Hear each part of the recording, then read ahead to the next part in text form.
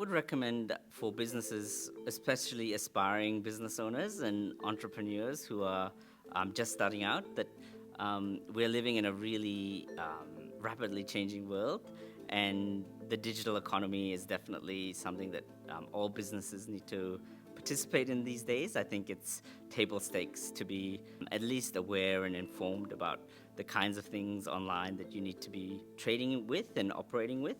So whether it's access to understanding how you can register your business and get online, to the kinds of social media support you might need if you're trying to grow your business and get an organic following online through the right channels and marketing systems. If you're trying to understand how you can be more efficient in your business and how you can really use things that are becoming rapidly developed, like artificial intelligence and other ways to make your business more efficient, so you can focus on the things that you're good at and have expertise on the things that you might need support with, so that you're not spending time on things that you could probably get somebody else to do. Building trust is probably one of the most important things for a business that at all stages, but especially when you're just getting off the ground. It can be so exciting to get registered, get online and start trading.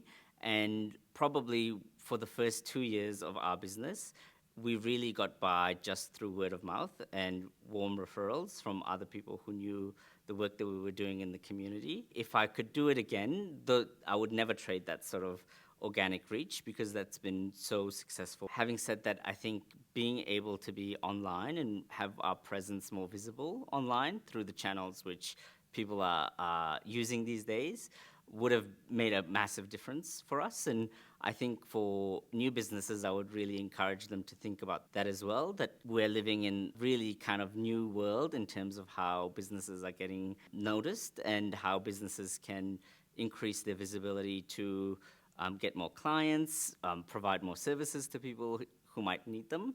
And so I think that will be my main suggestion.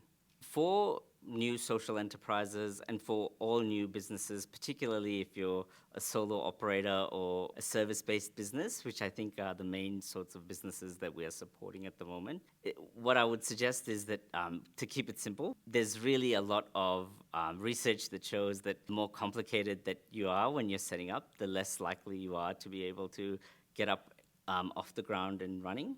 So I would actually recommend just a simple website.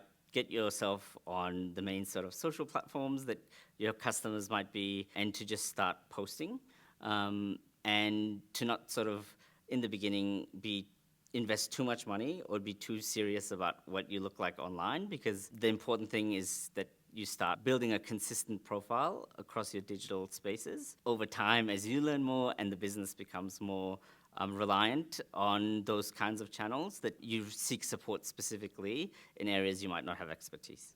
In terms of having a website online and getting people to engage with you and seek your services, I think having a really clear and simple to engage with contact form is probably one of the most important things when you're just getting started. I would really advocate and recommend that new businesses focus on a really core offer that they are putting forward to their customers about the kind of service that services that they are able to offer, and then to have a really simple structure for how they might be able to get in contact with you as a business owner. That way you can keep your discussions quite flexible, particularly as you're starting out and trying to understand what it is that people in the community might want from you. And then at the same time, not being so sort of generic that people ask you questions that have nothing to do with the services you might want to provide them.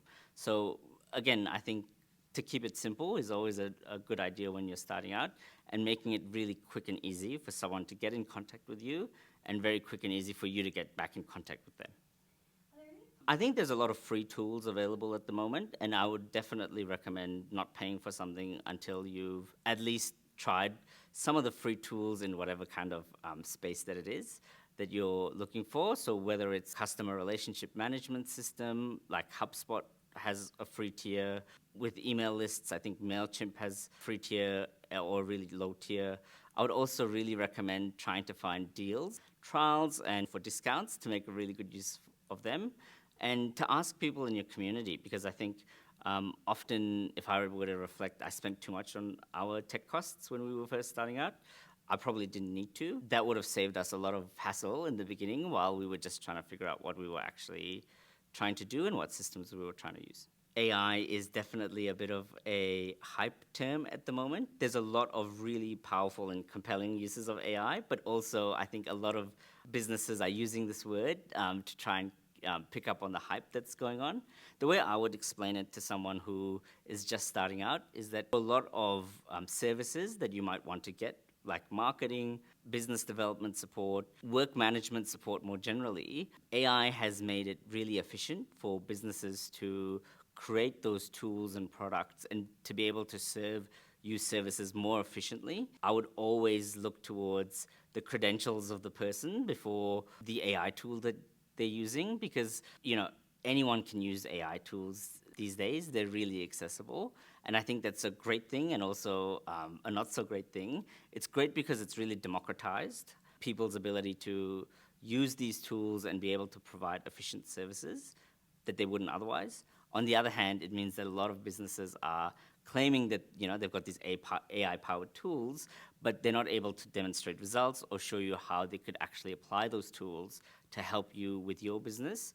So I would really advocate to encourage the people you're speaking to look past the sort of marketing hype of it and to ask them more concretely about the kinds of outcomes that you'd get using their services, because AI is a tool like any other tool, and it's a really effective tool, but only when it's used effectively.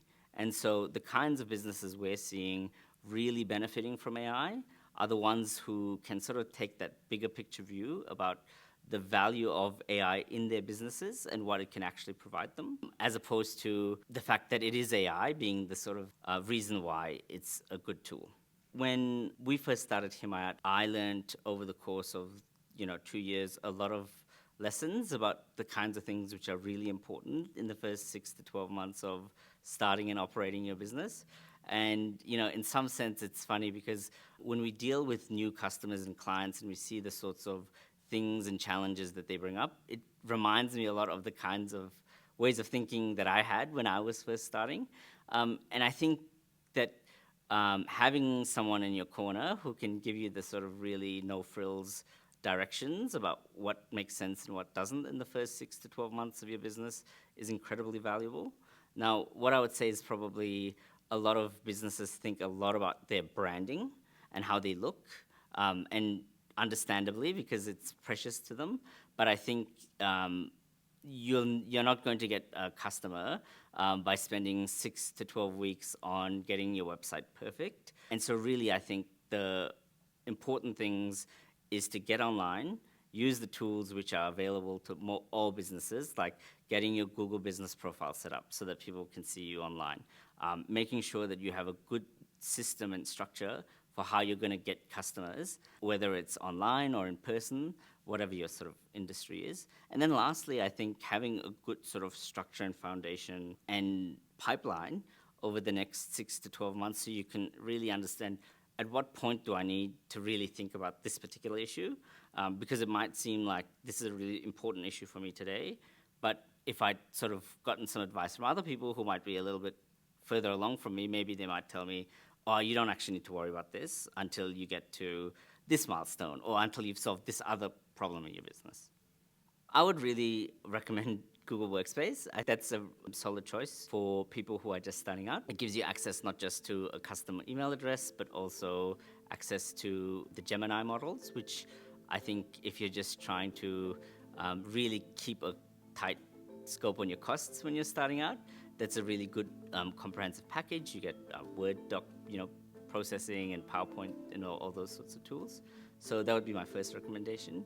My second one would definitely be a customer relationship management system, even if it's a really simple one. And lastly, an accounting software. So I personally use Xero, but there's a number of them which are available. QuickBooks is another one. And to really, I guess, make as much use of deals and discounts as you can as you're starting out so that you're not investing a lot of money early or committing a lot of your early money to software subscriptions.